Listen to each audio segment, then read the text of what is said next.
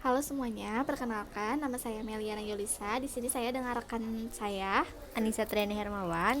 Di Di sini sini kita saya akan mau mempresentasikan program kreativitas mahasiswa yang berjudul Tas Kepo Keren dan Populer. untuk mempersingkat waktu, marilah kita mulai. Ringkasan, saat ini banyaknya kebutuhan manusia yang dikonsumsi dalam kehidupan sehari-hari dan kebutuhan tersebut tidak lepas dari kemasan yang menarik yang terbuat dari plastik. Salah satunya di daerah Tanggulangin, Kabupaten Sidoarjo, yang di sana terdapat banyak kios minuman yang pastinya akan menimbulkan adanya sampah plastik. Sampah plastik yang tidak dapat hancur dan berdampak negatif bagi manusia tidak dapat diubah menjadi hal yang positif dengan ide, kreativitas, dan inovasi. Dikenalnya Tanggulangin sebagai pusat kerajinan tas dan dompet adalah poin untuk mengembangkan hasil karya melalui recycle sampah. Nah, recycle sampah merupakan salah satu cara untuk mengurangi sampah yang setiap hari selalu bertambah. Hal ini seharusnya diterapkan oleh manusia kalangan masyarakat untuk menanggulangi salah satu masalah sampah yang ada. Kami ingin mengembangkan kreativitas dengan cara memanfaatkan sampah plastik menjadi barang yang bernilai jual. Nah, sangat banyaknya referensi dan memberikan semangat untuk melakukan recycle sampah dengan berbagai kreasi untuk bahan dasar dapat disuplai dari kios-kios minuman yang ada pada daerah Sidoarjo. Produk yang akan difokuskan adalah tas yang memiliki nama tas kepo, keren dan populer. Tas keren dan populer ini dapat menembus pangsa pasar sesuai yang diinginkan. Dasar ide pembuatan tas kepo ini diharapkan dapat sedikit mengatasi masalah sampah yang berdampak negatif bagi makhluk hidup dan juga dapat menciptakan wirausaha berdikari melalui recycle sampah, serta menjadikan tas kepo salah satu souvenir andalan yang ada di Sidoarjo. Adapun tujuan tas kepo didirikan menjadikan sampah menjadi suatu barang yang bernilai ekonomis, membuat dompet kepo menjadi suatu kerajinan tangan yang bermutu dan berkualitas, serta pantas dijadikan souvenir khas kota Sidoarjo, membuat strategi pemasaran agar dapat bersaing dengan produk yang lain. Luaran yang diharapkan, terciptanya tas kepo mampu menembus pasar perdagangan, menjadikan dompet kepo sebagai salah satu souvenir khas Sidoarjo yang bersaing dengan brand-brand lainnya. Meningkatnya kreativitas masyarakat dalam pemanfaatan sampah plastik. Publikasi ilmiah melalui jurnal ilmiah bulan November 2016. Manfaat: mengurangi dampak negatif sampah, mengeluarkan produk baru bagi masyarakat, mengembangkan jiwa wirausaha dan kemandirian, menambah pengalaman dan pengetahuan. Gambaran umum rencana usaha. Latar belakang. Inilah latar belakang dari tas kepo. Peluang pasar. Target pasar untuk produksi tas kepo ini adalah wisatawan yang datang ke kota Sidoarjo atau tamu yang akan membeli cenderamata, bahkan dibuat koleksi. Selain itu, pembeli yang akan dibidik sebagai sasaran pembeli ialah warga Sidoarjo sendiri. Tas ini belum umum di pasaran, namun sudah ada sedikit pesaing yang telah membuat produk ini. Dengan inovasi yang kami buat, kami dapat menembus pasar yang luas. Inilah strategi pemasaran produk, tempat, harga bisa dilihat, proyeksi keuntungan.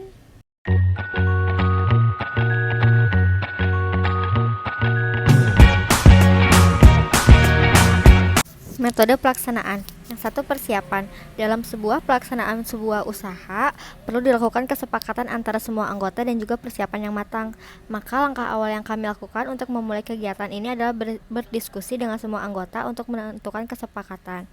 Mulai dari survei tentang harga bahan, lokasi kios yang akan kita diambil sampahnya, lokasi usaha, dan juga harga jual pasar yang untuk menentukan harga tas. Usaha ini mempersiapkan langkah-langkah pemasaran, strategi produksi yang akan dilakukan dengan memerlukan manajemen pemasaran yang baik untuk dapat menembus pangsa pasar. Lokasi usaha. Lokasi dalam pembuatan tas ini kami pusatkan di daerah Tanggulangin. Lokasi ini dipilih karena memiliki ruang yang cukup serta didukung dengan adanya tenaga listrik yang memadai. Di daerah ini juga sangat mudah untuk mencari bahan baku dan juga observasi pasar. Peninjauan pangsa pasar sebelum melakukan proses produksi sangat penting pada usaha ini, maka sebelum itu kita lakukan terlebih dahulu riset pasar. Nah, untuk mengetahui tingkat kebutuhan konsumen terhadap produksi, riset ini juga berfungsi mengetahui keinginan yang diharapkan oleh konsumen mengenai jenis bahan baku, warna, keunikan, dan juga harganya. Hasil riset ini akan kami gunakan untuk menentukan desain produksi. Nah, riset ini dapat dilakukan dengan cara sampel data penjualan terbanyak untuk model tas pada kios-kios yang ada. Yang kedua ada pelaksanaan, perancangan desain. Setelah melakukan riset, kita dapat melakukan desain sesuai dengan keinginan konsumen. Tahap ini sangat berpengaruh pada prospek penjualan karena desain yang bagus yang kami harapkan peluang penerima konsumen terhadap produksi kami. Dalam kesepakatan, kita dapat melakukan tas desain dengan tas kepo. Pembuatan sampel. Proses pembuatan sampel dapat dilakukan perencanaan desain. Pembuatan sampel ini berfungsi untuk evaluasi keseluruhan terhadap proses produksi yang sudah direncanakan. Anyaman merupakan salah satu evaluasi yang harus diperhatikan karena motif anyaman yang rapi menentukan nilai estetik produk ini. Uji pasar. Tahap uji pasar ini dapat dilakukan setelah beberapa sampel yang diproduksi telah selesai. Kemudian, dalam penjualan uji pasar harus mempunyai beberapa model atau warna untuk mengetahui tingkat pemilihan konsumen terhadap tas kepo. Salah satu uji pasar ini yaitu untuk mengetahui respon konsumen terhadap produk. Respon yang diharapkan adalah umpan balik dari konsumen yang berupa masukan dan kritik terhadap produk yang meliputi desain, kualitas bahan, kualitas anyaman, kualitas jahitan, dan juga masalah harga jual pada konsumen. Adanya karakter konsumen yang berbeda-beda, maka kritik-kritik dari konsumen merupakan pembenahan hasil produk yang dibuat. Tentunya kita wajib untuk melakukan uji pasar ini karena hasil dari uji pasar ini dapat kita analisa sebagai bahan evaluasi menyeluruh terhadap produk sebelum dilakukan produksi massal. Analisa usaha dan kesimpulan. Dari semua tahapan pelaksanaan yang dilakukan dapat dilanjutkan dengan tahapan evaluasi tentang semua hal yang meliputi metode pelaksanaan. Dari evaluasi yang didapat, ada beberapa hal yang terjadi dan kendala yang ada nantinya akan timbul pada saat produksi berjalan. Dengan diketahuinya potensi masalah yang akan terjadi, dapat dirumuskan tindakan pencegahan yang harus dilakukan untuk meminimalisir masalah supaya tidak terjadi masalah yang terjadi. Dapat dianalisis dengan beberapa metode yang ada. Dari metode tersebut diharapkan dapat mengatasi masalah yang ada karena dengan begitu banyak persaingan yang mempunyai produk lebih menarik dan lebih unik.